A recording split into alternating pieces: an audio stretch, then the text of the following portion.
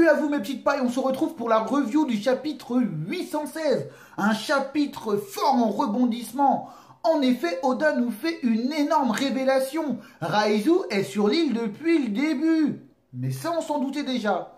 Mais ce qu'on ne se doutait pas, c'est que Raizu est l'ami des Minks. Quoi? Et là, tout le monde a crié au génie de Oda. Et j'ai envie de dire oui, mais non. Cette révélation n'est rien due au génie de Oda, c'est tout simplement une énorme surprise. Car en effet, Oda nous ment depuis l'arrivée sur Zou. Non par la mise en scène, mais bien par la narration. Les Minks mentent aux Mugiwara, et comme on suit les aventures des Mugiwara, il était normal qu'on soit biaisé et surpris, tout comme nos protagonistes. Cependant, là où le génie de Oda opère n'est pas sur Zou, mais bien avant. Et pour ça, il faut revenir à peu près 2 ans et demi en arrière. En effet, on apprend que Kinemon et compagnie se dirigent sur Zou. Mais on s'est demandé en aucune manière pourquoi Zou. On a tous pensé que c'était un simple lieu de rencontre, car Oda nous donnait énormément d'informations. Doflamingo, Dressrosa, Kaidu, Kanjuro, l'Alliance Kid, Hawkins, Apu, et j'en passe. Avec toutes ces informations, Oda nous l'a mis à l'envers, car on s'est plus intéressé à l'arc Dressrosa avec Doflamingo et Kanjuro, et c'est là que le véritable génie de Oda opère, car la question la plus évidente et la plus simple qu'on aurait dû se poser, on l'a oubliée. Et la question était pourquoi Zou? Revenons à notre chapitre, et maintenant posons-nous les bonnes questions. On voit que Kinemon et Kanjuro parlent de Zou, et pourtant aucun d'eux n'a jamais mis les pieds à cet endroit. Du coup, il se fie plus à ce que nous a dit Law, comme quoi c'était un territoire hostile pour l'homme. Cependant, lorsque Nekomamushi et Inuarashi s'affrontent, ils n'hésitent pas à s'interposer, malgré leur apparence. Qui plus est, on sait que Kinemon est quelqu'un de très peu instruit sur le reste du monde. En effet, lors de sa première rencontre avec Nami, il pensait que celle-ci était une courtisane, et par la suite, voire un ninja, voire même une sorcière. De plus, il ne connaît même pas les fruits du démon. Du coup, on peut penser que Kinemon a déjà rencontré des Minks. De plus, dans le chapitre 657, lors de sa première rencontre avec Chopper, il n'est en aucun cas surpris. Donc, pour conclure, on est à peu près sûr que Kinemon a déjà vu des Minks, et que ces mêmes Minks pourraient être présents à Wano Kuni. Et comme Wano Kuni est comme le Japon féodal, on pourrait penser que les habitants de Wano Kuni pensent que les Minks sont des yokai, des créatures extraordinaires. Donc essayons maintenant de savoir si Raizu est un Minx. Pour commencer, que sait-on des Minx? On sait que tout ce que nous a dit Oda sur les Minx est faux. Je vous l'avais déjà dit dans le chapitre 805, que de par leurs habits, c'était un peuple qui ne vivait pas en autarcie, et que par conséquent, ce que nous avait dit Law, comme quoi c'était un peuple qui détestait les humains, était assez bizarre. De plus, grâce au dernier chapitre, on sait que c'est un peuple qui n'hésite pas à s'ouvrir aux étrangers, cependant, ils ont certaines règles.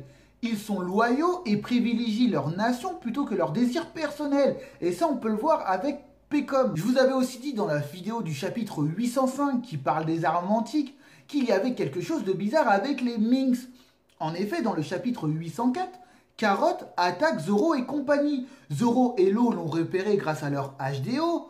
Cependant, Luffy, qui est aux abords de la forêt de la baleine, ne remarque même pas qu'il est entouré par des Minks. Et du coup, je vous avais dit que les Minks devaient avoir la même énergie que la forêt de la baleine. Et ils devenaient du coup indétectables. Et pour conclure, il n'y a pas meilleur endroit pour les Minks que Zou, et plus particulièrement la forêt de la baleine, pour se cacher. Cependant, le fait que les Minks et la famille Kogetsu soient liés fait que même si Raizu n'était pas un Minx, c'était un endroit sûr pour lui. Mais si Raizu est un Minx, il n'aurait pas accepté de voir son pays et ses amis mourir. Cependant, je vous avais dit dans la vidéo sur l'histoire de Kaido, où je vous avais montré la particularité des ninjas dans le Japon féodal, Raizu pourrait bien avoir une mission bien plus importante que la vie des Minx. Donc, est-ce que Raizu est un Minx? Eh ben, c'est difficile à savoir. Mais maintenant, allons plus loin. Il y a de nombreuses questions importantes qu'on doit se poser.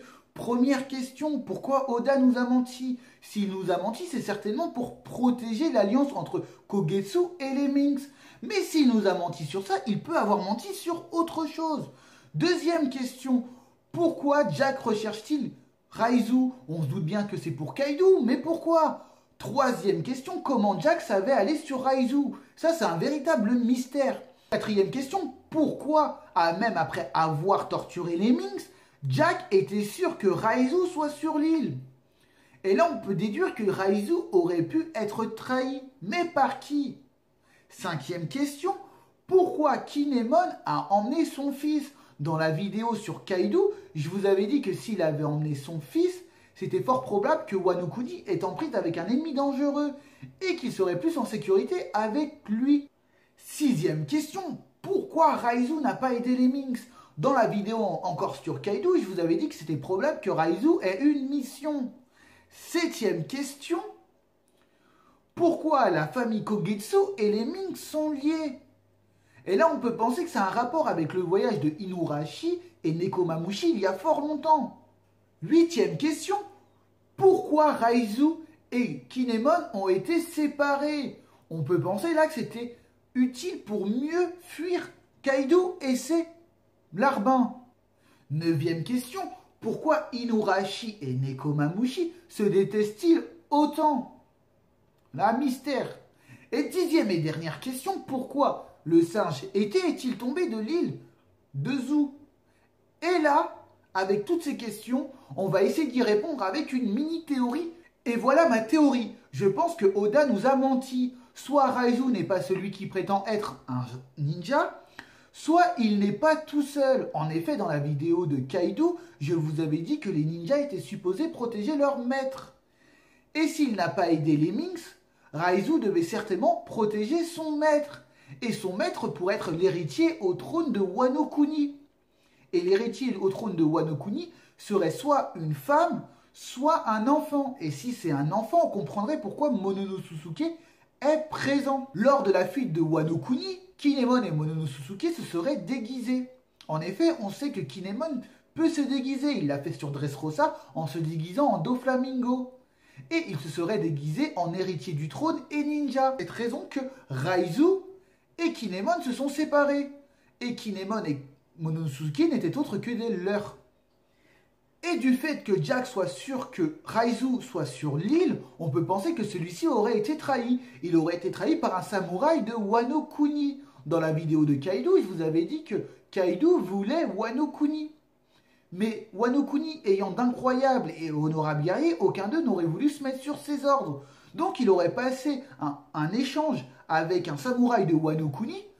En échange de la tête de l'héritier du trône, il aurait pu avoir l'armée de Wano Kuni. Fait amusant, le véritable Ryuma aurait été assassiné par un groupe opposé au shogun. De plus, Kogetsu, et là je ne sais pas vraiment comment il s'écrit car je n'ai pas vu le rot du chapitre, signifierait septembre. Et s'il signifie septembre, ça nous donnerait un indice. Car en septembre 45, il y a eu la reddition du Japon.